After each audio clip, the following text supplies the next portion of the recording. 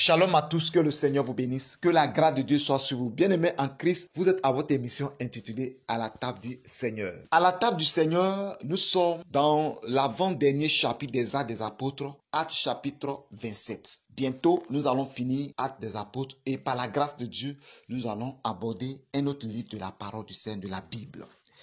Donc, Actes chapitre 27, nous lisons à partir du verset 1. Lorsqu'il fut décidé que nous nous embarquerions pour l'Italie, on remit Paul et quelques autres prisonniers à un centenier de la cohorte Auguste nommé Julius. Nous montâmes sur un navire d'Adramite qui devait côtoyer l'Asie et nous partîmes ayant avec nous Aristarque, macédonien de Thessalonique. Le jour suivant, nous nous abordâmes à Sidon et Julius, qui traitait Paul avec bienveillance, lui permit d'aller chez ses amis et de recevoir leurs soins. Partis de là, nous logeâmes l'île de Chypre parce que les vents étaient contraires. Après avoir traversé la mer qui baigne la Cilicie et la Pamphylie, nous arrivâmes à Myra en Lucie. Et là, le centenier ayant trouvé un navire d'Alexandrie qui allait en Italie, nous y fit monter. Pendant plusieurs jours, nous naviguâmes lentement et ce ne fut pas sans difficulté que nous atteignîmes la hauteur de Cénide, où le vent ne nous permit pas d'aborder. Nous passâmes au-dessus de l'île de Crète, du côté de Salomon. Nous la côtoyâmes avec peine et nous arrivâmes à un lieu nommé Beauport, près duquel était la ville de Lasée. Un temps assez long s'était écoulé et la navigation devenait dangereuse, car l'époque même du jeûne était déjà passée. C'est pourquoi Paul avertit. Verset 10. Les autres en disant: Ô homme, je vois que la navigation ne fera pas sans péril et sans beaucoup de dommages, non seulement pour la cargaison et pour le navire, mais encore pour nos personnes. Bien-aimés en Christ, voici ce que la parole nous dit. Ici, nous prenons ce voyage. Paul va effectuer un voyage. Quel genre de voyage? Il effectue un voyage en tant qu'un prisonnier. Et Paul sera à Rome pour être jugé parce que lui-même, il a demandé qu'il soit jugé devant César. Pourquoi devant César? Parce que les Juifs de Jérusalem voulaient que Festus le relâche pour le tuer. Donc Paul, ayant vu leur stratégie, leur plan, a demandé qu'il soit jugé devant César. Donc Paul va quitter Jérusalem, va quitter Césarée, la contrée de Jérusalem, pour aller à Rome pour se faire juger par César. Puisque les Juifs eux-mêmes ont dit que Paul est contre César. Et Paul, qui sait que la parole de Dieu est avec lui, lorsqu'il sera là-bas, il sera conduit par l'Esprit et Dieu permettra qu'il défende lui-même sa cause. Donc en allant, Paul a été embarqué avec plusieurs prisonniers. Et la Bible nous dit au verset 37, ils étaient au nombre de 276 dans le navire. Donc ils vont aborder de ville en ville, de port en port, et jusqu'à ce qu'ils arrivent à un endroit. Mais par la grâce de Dieu, dans ce voyage, Dieu a permis que parmi les prisonniers et par la grâce de Dieu, pendant ce voyage, Dieu a permis que le centenier Julius ait de la bienveillance envers Paul. C'est-à-dire, il a bien traité Paul. Il a même dit à Paul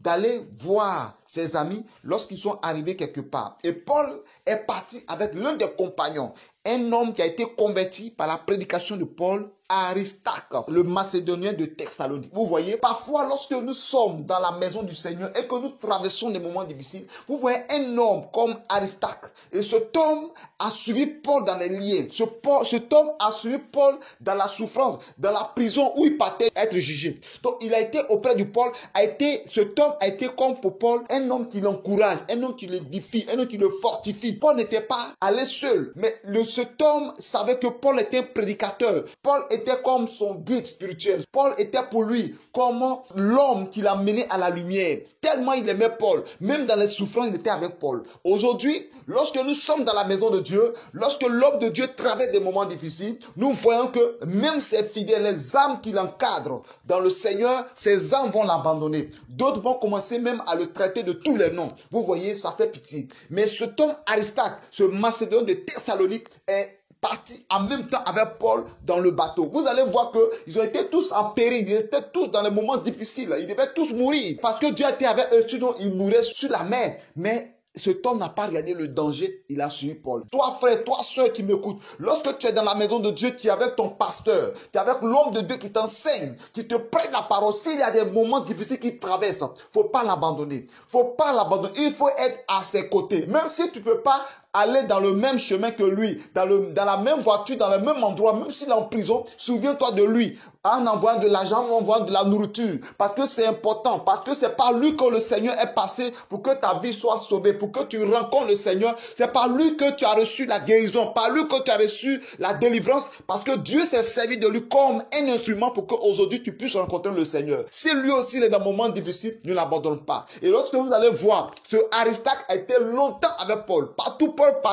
passait, où on le flagellait. C'est lui qui était auprès de Paul, qui l'encourageait, qui l'exhortait. Et quand Paul voyait ces personnes, il avait la joie, il avait la force. Il disait que vous êtes ma couronne et ma joie. C'est pourquoi les bien-aimés en Christ, n'abandonnez pas vos pasteurs. Soyez toujours à leur côté. Soutenez-les dans la prière. Soutenez-les dans les moments difficiles, dans les offrandes, dans les dons. Lorsque les femmes ont des problèmes, des moments d'épreuve, vous devez venir à leurs besoins. La rentrée scolaire, vous occupez des enfants de votre pasteur. C'est important. Vous voyez, Aristarque, c'est pourquoi je voulais ouvrir une parenthèse sur ce côté-là. Donc, ils ont pris le chemin, ils sont partis. Et en allant, ils ont vu que le temps n'est pas favorable pour naviguer. Dieu va passer par Paul pour lui donner un message. Il dit, le verset 9, un temps assez long s'était écoulé et la navigation devenait dangereuse car l'époque même du jeûne était déjà passée. C'est pourquoi Paul avertit. Vous voyez, je vais vous donner une révélation par rapport à ça. Ils étaient en train de voyager, mais à un moment donné, la Bible déclare que la navigation devient dangereuse. Ça dit là, ils voient que leur vie est en péril. Si tu n'as jamais voyagé sur la mer, tu ne peux pas comprendre quelle est la situation que cela traversait. Parce que imagine au milieu de la mer, il n'y a pas de bois, il n'y a pas de terre, il n'y a rien. Et en même temps, le vent commence à souffler. La nuit, ils ne savent pas quoi faire. Ils ne savent pas s'ils vont aller toucher un iceberg ou quelque part un rocher, mais ça devient dangereux. Comment ils vont faire? Et la navigation devient très dangereuse. Mais Paul a dit quoi? La parole nous dit quoi? Parce que le moment de jeûne était déjà passé. Pourquoi la Bible a souligné cela? La Bible a souligné cela parce que lorsque nous jeûnons, lorsque nous prions et que nous jeûnons, nous avons la victoire sur le monde des ténèbres. C'est pourquoi la Bible nous déclare, Jésus même a dit que dans le livre de Matthieu, que cette sorte de démons ne sort que par le jeûne et la prière. Donc pendant le moment, il y avait une période de jeûne qui a été décrétée par Paul. Donc le peuple jeûnait, ils ont donné peut-être 10 jours de jeûne, 15 jours de jeûne, un exemple. Ce moment était déjà passé. Donc quand ce moment était passé, ils avaient maintenant la crainte pour dire, nous ne sommes pas en jeûne, mais la navigation devient dangereuse. Mais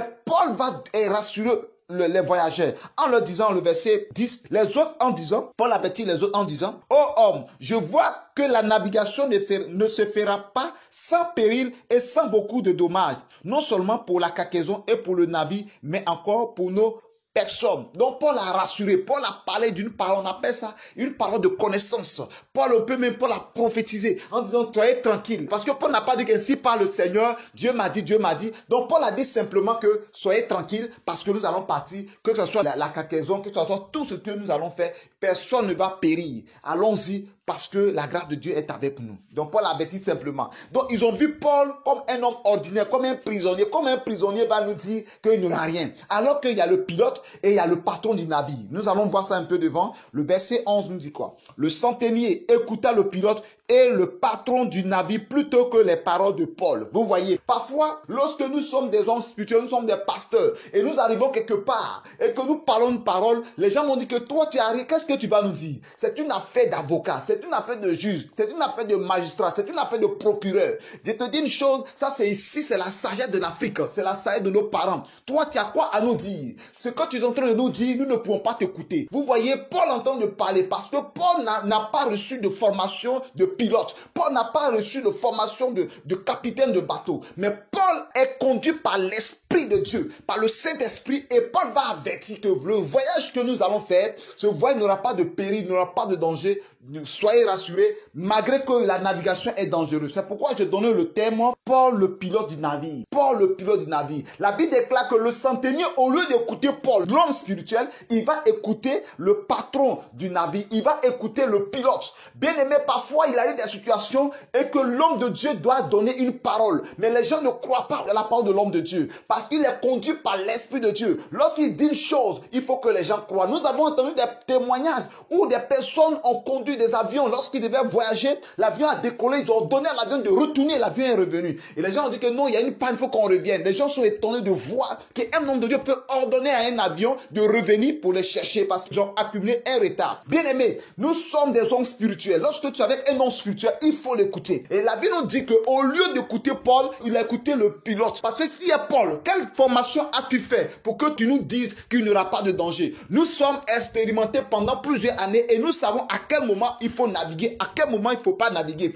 Le patron de navire va dire, écoutez, moi ça fait des années que je suis sur la mer et je sais à quel moment il faut jeter l'ancre, à quel moment il faut s'arrêter, à quel moment il faut t'accoster. Donc c'est pas la peine. Les gens n'ont pas voulu écouter l'homme spirituel. Et nous continuons le verset 12. Et comme le port n'était pas bon pour hiverner, la plupart furent d'avis de le quitter pour tâcher d'atteindre Phénix, port de Crète, qui regarde le sud-ouest et le nord-ouest, afin d'y passer l'hiver. Un léger vent du sud vint à souffler, et se croyant maître de leur dessein, ils levaient l'ancre et côtoyèrent de près l'île de Crète. Mais bientôt un vent impétueux, qu'on appelle Eurachylon, se déchaîna sur l'île. Le navire fut entraîné sans pouvoir lutter contre le vent, et nous nous laissâmes aller à la délivre. Vous voyez, Paul a parlé, personne n'a voulu écouter. Puisqu'il se croyait maître, il se croit des spécialistes. Les capitaines, ils ont levé l'ancre et ils ont décidé de partir parce qu'ils ont vu une terre où là-bas, il peut mieux accoster. Vous voyez? Et la Bible déclare qu'il y avait un petit vent.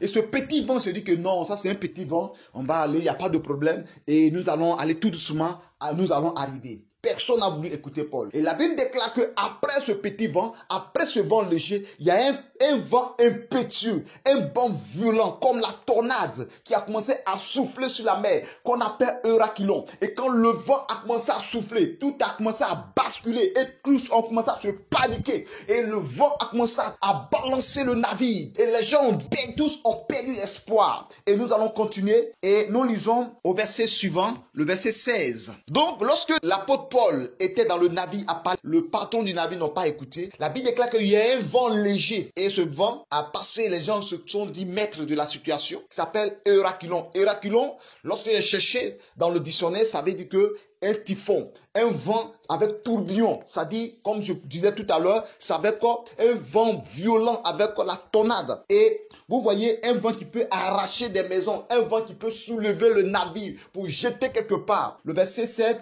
nous passons au-dessus d'une petite île nommée Clauda et nous eûmes de la peine à nous rendre maîtres de la chaloupe.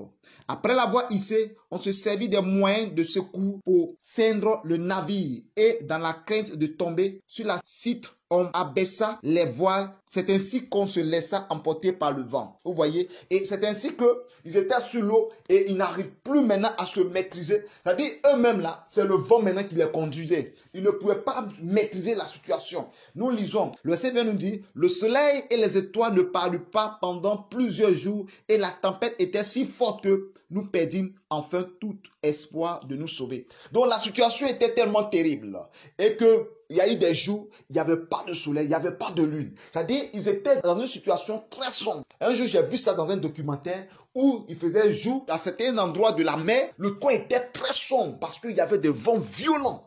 Et l'armée qui était partie en ce moment-là, c'était tellement difficile au point que l'hélicoptère s'est basculé dans la mer. Vous voyez? Mais comme les Blancs, ils ont des systèmes de sauvetage, et c'est après qu'un autre avion est venu les sauver. Vous voyez? Donc, pour vous dire quoi? Pour vous dire qu'ils étaient dans une situation terrible. Ils n'avaient plus le choix. Et à un moment donné, c'était la journée, c'était sombre, tout était noir, ils ne se voyaient pas. C'est-à-dire la journée du matin jusqu'au soir. Il n'y avait pas de soleil, il n'y avait pas de lune, il n'y avait pas d'étoiles. Donc, ils sont restés dans le noir pendant plusieurs jours. Imaginez cette situation. Lorsque nous lisons ce passage, nous voyons que cette situation n'est pas une situation physique, une situation spirituelle. Parce que Paul devait aller à Rome pour aller annoncer l'évangile, aller se justifier, aller se défendre. Mais en se défendant, Paul va profiter pour annoncer l'évangile à César, va profiter pour annoncer l'évangile à tous ceux qui sont à Rome, aux Juifs de Rome, pour parler de la part du Seigneur. Donc Satan ne peut pas accepter que Paul passe par la mer pour aller. Donc Satan cherchait une occasion.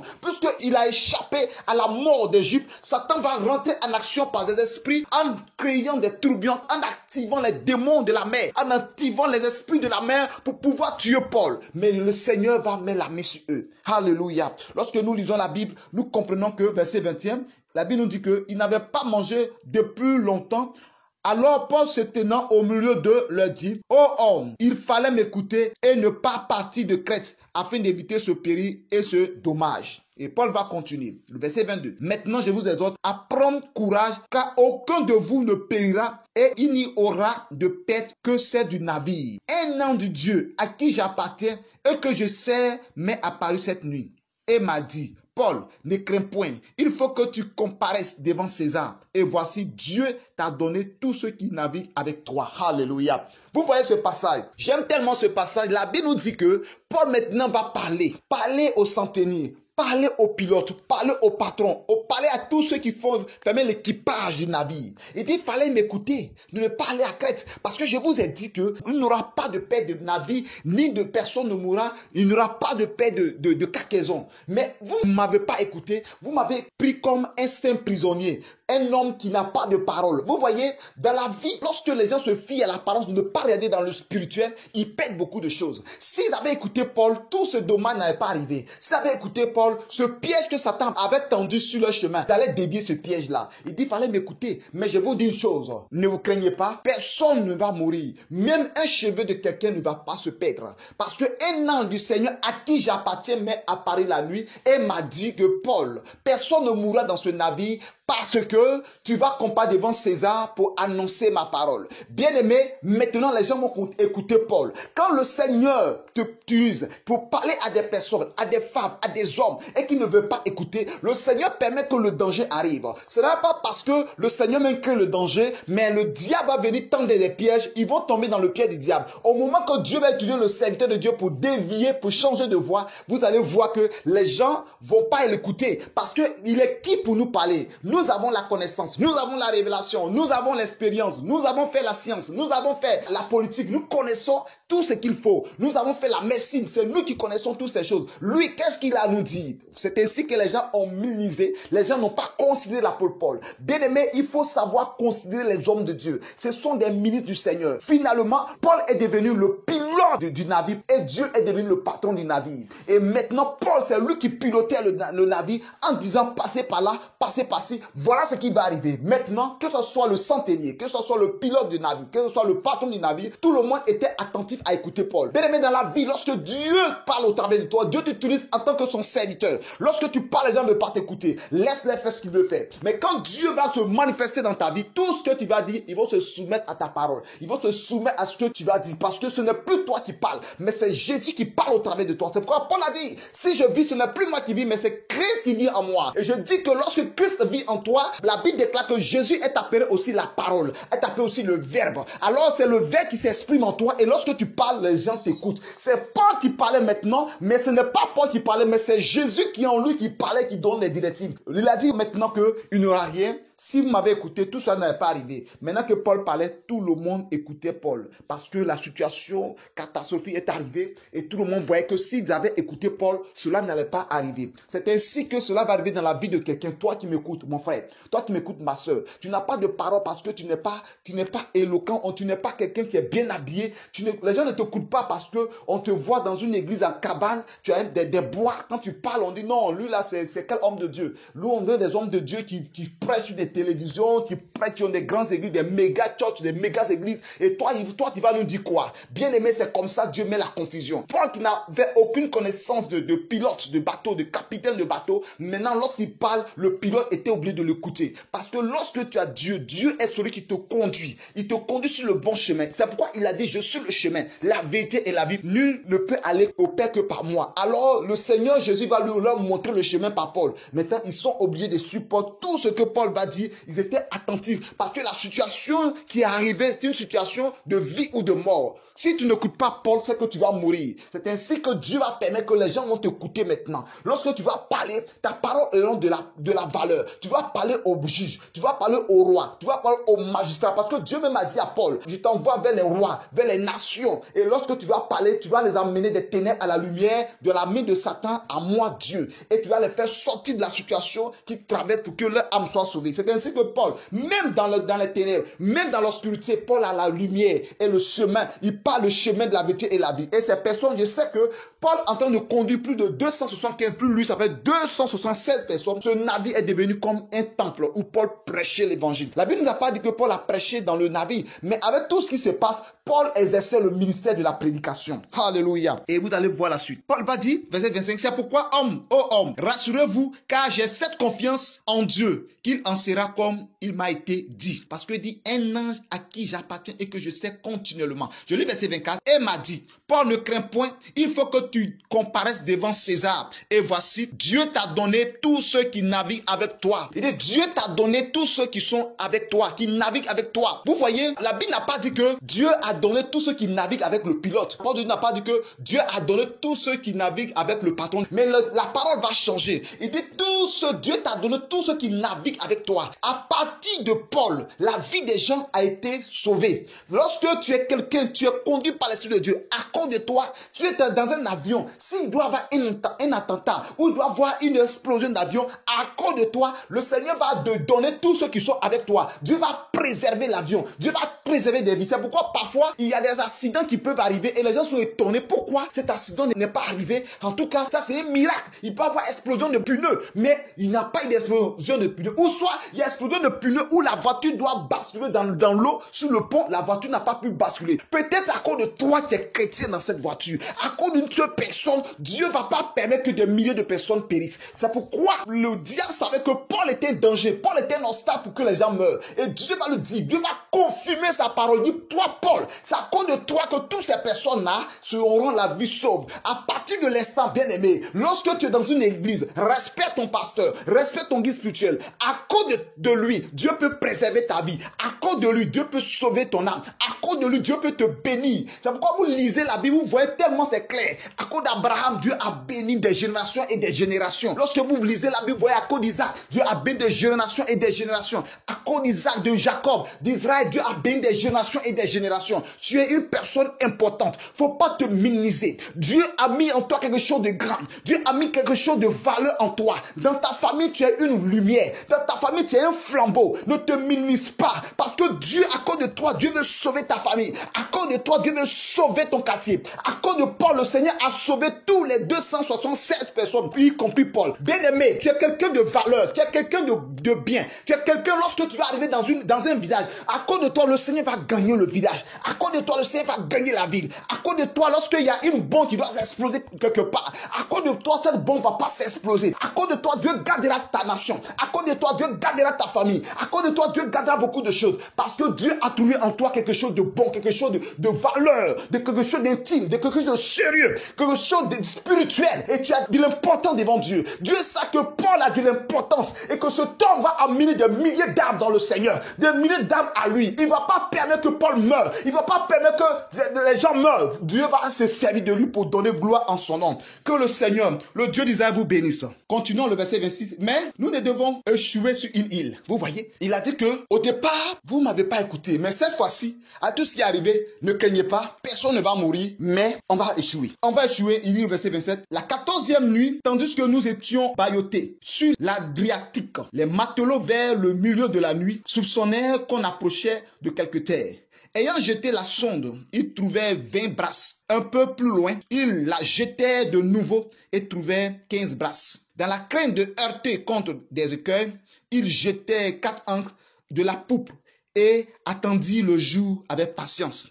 Mais comme les matelots cherchaient à s'échapper du navire et mettaient la chaloupe à la mer sous prétexte de jeter les ancres de la proue, Paul dit aux centeniers et aux soldats, « Si ces hommes ne restent pas dans le navire, vous ne pouvez être sauvés. » Alors les soldats coupèrent les cordes de la chaloupe et la laissèrent tomber. Avant que le jour parût, Paul exhorta tout le monde à prendre de la nourriture, disant, c'est aujourd'hui le 14e jour que vous êtes dans la tente et que vous persistez à vous abstenir de manger. Je vous invite donc à prendre de la nourriture, car cela est nécessaire pour votre salut et il ne se perdra pas un cheveu de la tête d'aucun de vous. Ainsi, ayant ainsi parlé, il prit du pain et après avoir rendu grâce à Dieu devant tous, il le rompit et se mit à manger. Et tous, reprenant courage, mangèrent aussi. Nous étions dans le navire 276 personnes en tout. Vous voyez, Paul va dire que le navire va échouer. On va perdre tout ce qu'on a, mais les hommes ne seront pas touchés. Vous voyez? Et Paul a dit ça. Les gens ont vu une petite terre, quelque part là-bas. Ils ont commencé à jeter la proue pour qu'ils puissent s'approcher pour voir la profondeur. Parce que quand ils mettent, c'est pour voir la profondeur. Est-ce qu'il peut descendre dans l'eau? Est-ce que là, c'est pas encore en profondeur? Au fur et à mesure qu'ils avançaient, ils ont vu un peu de terre parce qu'ils attendaient le jour. Parce qu'ils ne voyaient rien. Tout était sombre. Ils attendaient aussi patiemment le jour pour qu'ils puissent voir clair pour naviguer. Mais Paul n'avait pas besoin d'attendre le jour pour naviguer. Paul avait l'Esprit de Dieu qui le conduisait pour donner la direction. Pour pouvoir naviguer sur cette direction, le nord ou le sud. Même dans le noir, Paul pouvait orienter le navire. Et Paul va dire que le navire va échouer. Mais en ce moment-là, ils n'ont pas encore vu cela. Ils voyaient que tout passe bien. Et Paul va dire une chose. Ça fait 14 jours, 2 semaines que nous sommes sur le navire. Et ce n'est pas un moment de jeûne. Vous êtes abstinus à ne pas manger. Personne ne mangeait parce que nous sommes tous dans l'inquiétude, nous sommes tous dans les tourmentes. Mais je vous dis, prenez de la nourriture car cela aussi est bon pour votre salut. Je lis ça pour vous. Il dit, je vous invite donc à prendre de la nourriture, verset 34, car cela est nécessaire pour votre salut et il ne se perdra pas un cheveu de la tête d'aucun de vous. Vous voyez, c'est très important. La nourriture aussi concourt au salut. Cela veut dire quoi? Lorsque nous sommes dans le Seigneur, ce n'est pas tout le temps qu'il faut jeûner. Mais il y a des personnes qui ont jeûné, qui n'ont pas voulu manger, qui ont perdu la vie. Et Paul va dire ici, nous avons passé la période de jeûne. Et c'est vrai, le jeûne est passé. Qui peut manger dans cette situation où on est à la porte de la mort? Personne n'a l'appétit. Maintenant, je vous exhorte à manger parce que cela est nécessaire pour votre salut. C'est ainsi qu'ils ont commencé à manger. Donc la nourriture aussi, ça amène au salut. Si tu ne manges pas, tu peux mourir. La nourriture peut sauver ta chair. La nourriture peut sauver ton corps. Et Paul savait que les gens sont devenus faibles. Les gens n'avaient pas faim, mais ils avaient peur. Finalement, Paul va rassurer aux gens, manger, car cela est nécessaire pour votre salut. La nourriture aussi apporte le salut. La nourriture apporte la santé, la force. La Bible déclare que lorsqu'ils ont mangé, ils ont repris force. Ils ont eu le courage. Ils étaient au nombre de 276 personnes sur le navire. Et je lis le verset 38. Quand il eut mangé suffisamment, il allégeait le navire en jetant le blé à la mer. Lorsque le jour fut venu, il ne reconnut point la terre, mais ayant aperçu un golfe avec une plage, ils résolurent d'y pousser le navire s'ils le pouvaient. Ils déliaient les ancres pour les laisser aller dans la mer, et ils relâchaient en même temps les attaches des gouvernails, puis ils mirent au vent la voile d'Artimon et se dirigeaient vers le rivage. Le verset 41. Mais ils rencontrèrent une langue de terre où il fut échoué le navire et la proue s'étant engagée resta immobile tandis que la poupe se brisait par la violence des vagues. Les soldats furent d'avis de tuer les prisonniers de peur que quelqu'un d'eux ne s'échappât à la nage. Mais le centenier qui voulait sauver Paul les empêcha d'exécuter ce dessein. Il ordonna à ceux qui savaient nager de se jeter les premiers dans l'eau pour gagner la terre et aux autres de se mettre sur des planches ou des débris du navire et ainsi tous parvinrent à terre sains et saufs. Vous voyez, Paul a dit qu'il n'y aura pas de mort, mais ce qui va se passer, on va perdre tout ce qui est de cargaison, on va perdre même le navire. Mais il faisait jour, il n'y avait plus de tempête, le temps était bien calme, le temps était bien beau. Peut-être d'autres ont commencé à douter de la prophétie de Paul pour dire qu'on va perdre le navire. Donc les gens ont dit, bon, comme on a vu un golfe où il y a la plage, allons-y en cet endroit-là et nous allons nous accoster là. Et au moment, la Bible déclare que quand ils ont vu cette plage-là, ils cherchaient à aller, mais en allant, ils ont rencontré une terre et le navire est venu se mobiliser, ne pouvait plus partir. Mais au fur et à mesure, les vagues qui venaient par force frappaient le navire. Les vagues ont brisé le navire et ils ont perdu la cargaison, ils ont perdu le navire et ils étaient obligés de prendre des planches de tout ce qui est dans les eaux. Ils ont demandé à ce que tous ceux qui sont dans le navire, qui savent nage pour aller vers l'île, parce qu'il y a une île qui devait aller dessus. Et vous voyez quelque part, Paul va dire, bon, prenez de la nourriture. Quand ils ont mangé de la nourriture et qu'ils ont jeté tout ce qui est des sacs, des boîtes, ça a allégé le bateau. Vous voyez, c'est Paul était le pilote du bateau. Il savait que la nourriture aussi pesait. La nourriture pouvait faire chavirer le bateau, pouvait faire couler le bateau en cette période de tempête. Lorsque nous voyons cela, la Bible déclare que le navire, selon la prophétie de Paul, le navire s'est brisé. Ils ont perdu le navire, ils ont perdu la cargaison et les gens voulaient tuer les prisonniers parce que là, il n'y a plus de navire. Les prisonniers pouvaient s'échapper. Et le centenier qui voulait sauver la vie de Paul va dire non, ne tuons pas les prisonniers, mais que chacun nage pour aller sur la terre ferme. Et vous voyez ici, on peut dire que c'est le centenier, mais c'est le Seigneur qui va passer par le centenier pour sauver la vie de Paul. Lorsque tu suis le Seigneur, lorsque tu sais avec fidélité, avec crainte, le Seigneur ne permettra pas que la mort ou le danger t'arrive si ton temps n'est pas encore arrivé. Parce que le temps de Paul n'était pas encore arrivé, Dieu ne va pas permettre que Paul perde la vie en ce moment-là. Dieu va passer par le centenier et le centenier va préserver la vie de Paul. Mais en préservant la vie de Paul, a préservé la vie des autres prisonniers. Bien-aimé en Christ, si tu as Jésus dans ta famille, si tu as Jésus dans ton quartier, si tu as Jésus dans ta maison, si tu as un homme de Dieu que Dieu l'a oint dans ta maison, dans ta famille, Dieu va se servir de cet homme de Dieu pour sauver ta famille. Les sorciers vont vouloir venir tuer des gens dans ta famille. Mais à cause de ta présence, ils ne pourront pas tuer tes parents, ils ne pourront pas tuer tes enfants. Dieu va préserver à cause de ce que toi qui invoques son nom, à cause de la grâce de Dieu qui est sur ta vie, Dieu te préservera. C'est pourquoi j'ai nommé ce terme Paul, le pilote du navire. Le pilote du navire. Soyez richement bénis. Que la grâce de Dieu soit sur vous. Nous verrons demain par la grâce de Dieu le chapitre 28, le dernier chapitre des Actes des Apôtres. C'était votre serviteur, le prophète Paul Moïse d'Oliveira. Que Dieu vous bénisse. Shalom.